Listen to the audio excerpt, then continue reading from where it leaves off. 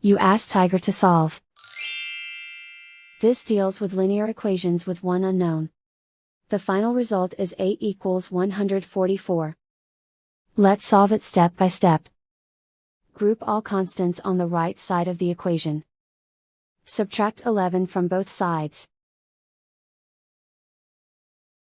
Simplify the arithmetic.